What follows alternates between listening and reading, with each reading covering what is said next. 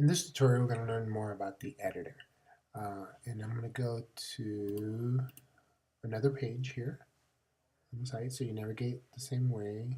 And this one doesn't have images, and I want to use one with images. Actually, we'll do this one. Okay, so here you'll see the secondary pages. The main one is where you edit, and that brings up the editor, or you could do individual blocks. And they can edit any of these right here. But what I'm going to do is, actually I'll edit this block here. What I'm going to do is show a couple of various things for the editor. And so one, we talked about it before. These are all 12 columns. And actually, yeah, so you're seeing the 12 columns, and then this gives a little separation, another 12 columns separation. This is as we add more, it's where this is here. If you wanted to break them up differently or stuff like that. So this is the legacy continues is not only just bigger, but it's also a heading 3, and that's how it gets the color in the font. And so what we're gonna do is change this to a heading 2. So we're gonna make it bigger.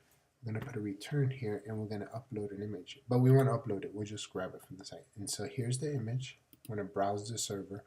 You can browse the actual server itself, or you can upload images from your computer. But we're just going to browse the server and click one of these images here. So you see there's a lot of images on the site. Let's pick one here. Oops, sorry. So there's one. Oops, sorry. That's actually, yeah, so that's the first one. Sorry, and then we'll pick this one, 112. We'll put this 113, and we'll insert this file. This is all just for test. Nobody, we'll put it and we'll take it off. We'll put a clock. You always want to put alt text on any image you add. You can take this and it'll control it through response. So it's good to take the height off. And you just want to do OK. And so there's the legacy continues. We threw in this beautiful item. If we save it now, on this page now, the block configuration has been saved, so this page has been updated. So now what we want to do is, we saw that we updated, we made an H3 to an H2. So we went from header 3 to header 2. I think we used the same because I wanted to keep the consistency throughout, so they have the same, now they have the same color and the same height. And then here's the paragraph that was there, and then the image that's been added.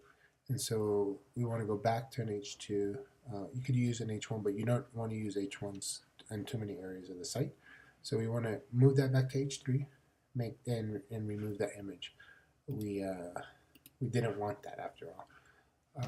And so what we do here is we highlight this, go back to an H3, and we go ahead and highlight that and press delete. And then we take that one space off, and then there we've actually updated the information, but it's still not updated on the site because we have to save it. But I want to jump into source just so you can see a little bit more advanced. And here's the actual code, the HTML code that creates all that stuff. And then so you'll see these short codes, but this is the P, so that's a paragraph, H3, another P there, and then there's the separator. And then, so this is very straightforward. If you saw images, you would see image code here. This is the actual HTML. If you want to copy and paste one site to, one page to another, this is probably the best way to do it. You want to go, oops, sorry. Let's go back here and click source. There we go. And now you're back to the view. If you want to just work on the page and not be distracted by other stuff here, you can click this one here, and it just makes the editor full browser width, so the size of the browser. So it just gives you a little bit more space to work on. So you want to click that again, go back to there. We want to save those updates, which were how the page was before. And then if we save that block, you can always exit. You don't need to, because the moment you refresh, it'll go away. So this one's back. We remove that image, and then it's back to where it was. And you can see now you can upload images. You can the editor's really straightforward, but it's also fairly powerful. Let's go into it one more time here and just show you. You can make this. We want a link here, and so you use the link, and here's where you tell it where you want to go. We just want to go back to the home page.